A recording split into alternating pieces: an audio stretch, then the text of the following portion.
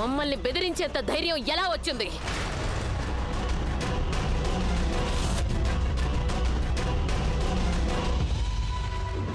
అడవిలో పులులు సంచరిస్తాయి.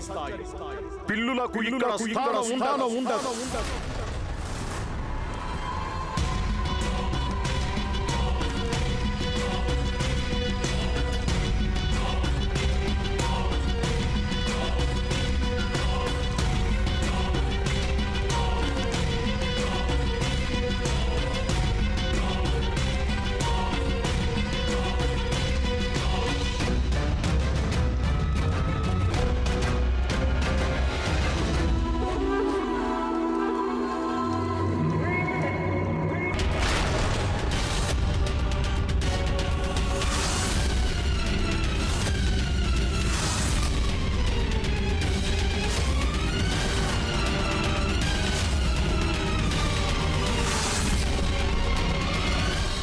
నా దగ్గరికి రావడానికి ఇప్పుడు నీకు సమయం కుదిరిందా?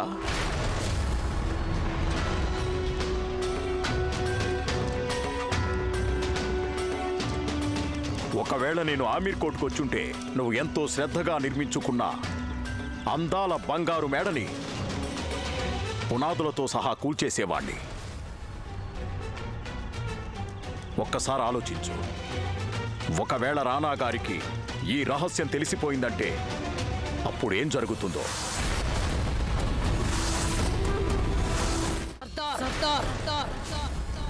నువ్వు ఆమీర్ కోట్ యొక్క రాజమాతతో మాట్లాడుతున్నానన్న విషయాన్ని మర్చిపోవద్దు. నువ్వు ఎక్కడైతే నించున్నావో ఆ నేల కూడా మాదే, ఆకాశము మాదే, నువ్వు పీలుస్తున్న గాలి కూడా మాదే.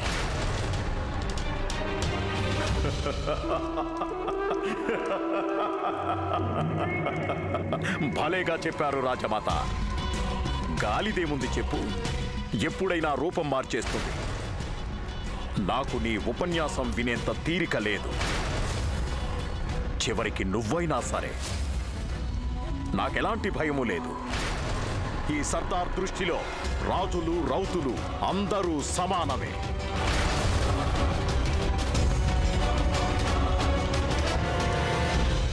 నేనా రహస్యాన్ని రహస్యంగా ఉంచేందుకు నా ముడుపు తీసుకోవడానికి వచ్చాను. ఇన్ని ఏళ్లలో ఇలా మొదటిసారి జరిగింది. మాకు కాస్త సమయం కావాలి. ఇంతకు ముందు ప్రతి వారం మీ యశోద తన కొంగులో డబ్బుల కట్టలు పెట్టుకుని వస్తుండేది. ఇప్పుడు తను కూడా రాలేదు. యశోద చనిపోయింది.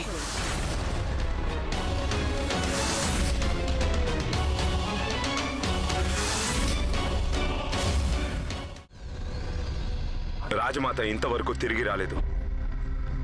సైనికులు కూడా వారిని అన్ని చోట్ల వెతికారు. మేము ఆంగ్లేయులకు టెలిఫోన్ చేసి వస్తాం. వద్దు, మీరు స్వయంగా అక్కడికి వెళ్ళండి. మేము రాజమాతను వెతికేందుకు బయటకు వెళ్తున్నాం. నేను కూడా మీతో పాటు వస్తాను.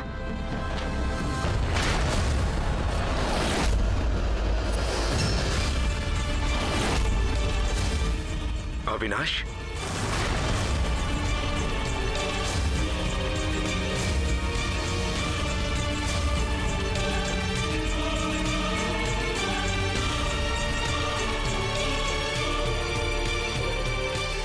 రాజమాత ఎక్కడ? చెప్పు, నువ్వు ఆవిడ్ని ఏం చేశావో చెప్పు. మర్యాదగా చెప్పు.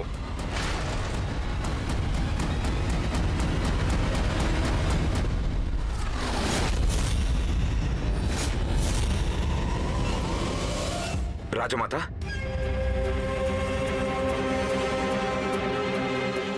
రాజమాత,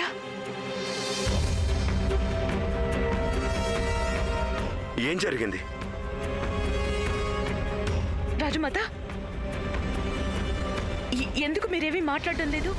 అవినాష్ని అతిథి గృహంలోకి తీసుకువెళ్ళండి. వెంటనే డాక్టర్కి ఫోన్ చేయండి. లేదు, ఈ మనిషి మన మహల్లోకి అడుగు కూడా పెట్టకూడదు. రాజమాత, మీకు తెలీదు వీడు గాయత్రిని ఏం చేశాడో. కానీ మీకు తెలీదు ఈ వ్యక్తి ఈరోజు మీ తల్లి కోసం ఏం చేశాడో. ఒకవేళ ఈరోజు అవినాష్ సమయానికి రాకపోయి ఉంటే ఈ క్షణంలో మీ ఎదురుగా మేము ఉండేవారం కాదు, మా శవమే ఉండేది.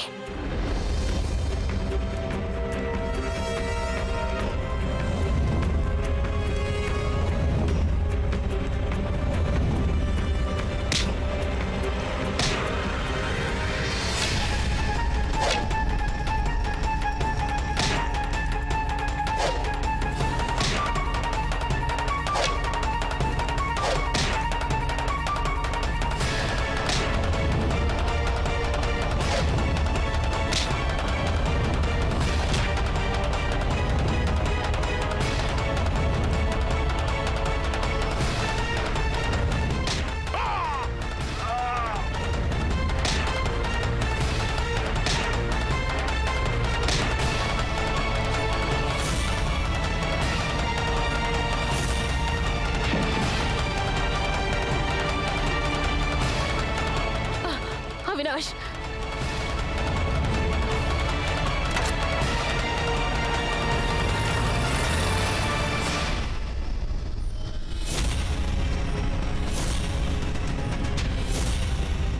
ఏమిటి మీరు అంటున్నది రాజమాత?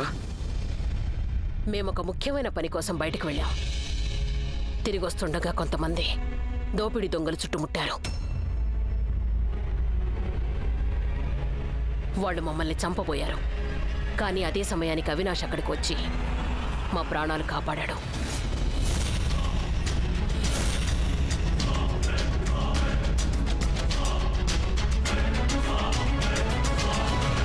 రాజమాత, పాము కాటు విషాన్ని తీసేయడానికి అదే సమయానికి పాముల వాడు అక్కడికి వస్తే ఖచ్చితంగా ఆ పాము వాడిదే అయి ఉంటుంది.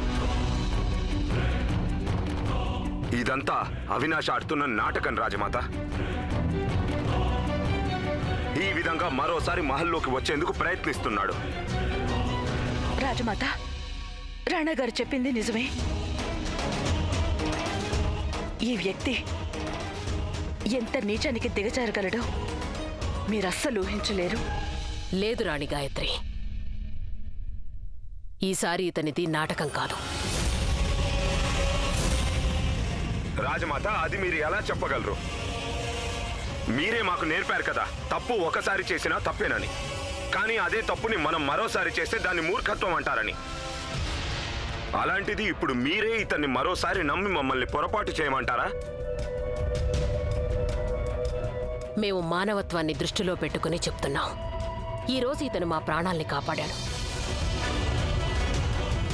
మేము మీకన్నా ఎక్కువగా ప్రపంచాన్ని చూసాం రాణాగారు. ఎవరు ఎప్పుడు మోసం చేస్తున్నారో, ఎప్పుడు నిజం చెప్తున్నారో చాలా బాగా పసిగట్టగలం. మీరు శత్రువుని గుర్తించడంలో పొరపాటు చేస్తారేమో, మేము చెయ్యం. మేము కేవలం ఒక్కటే చెప్పాలనుకుంటున్నాం. అవినాష్ ఆరోగ్యం కుదుటపడే వరకు అతను ఈ మహల్లోనే ఉంటాడు.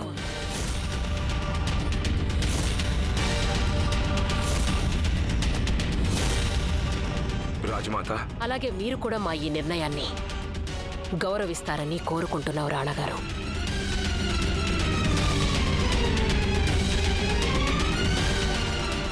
అవినాష్ని తీసుకువెళ్ళండి.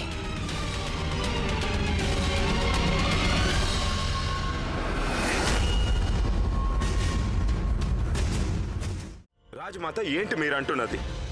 మీకు ఈ మహల్లోని గౌరవ మర్యాదలకు ఏమాత్రం భంగం వాటిల్లనా ఇష్టం ఉండదు. అలాంటిది ఇతన్ని మహల్లో ఉంచాలని చూస్తున్నారా? ఇతను మీ కోడలి పట్ల తప్పుగా ప్రవర్తించాడు. మేమిందుకు ఏమాత్రం ఒప్పుకోం. నడు బయటికి. రాణాగారు ఆగండి. ఏంటి మీరు చేస్తున్న పని? మీకు కోపం వల్ల కళ్ళు మూసుకుపోయి ఇతని కళ్ళలో మీరు పశ్చాత్తాపాన్ని చూడలేకపోతున్నారు.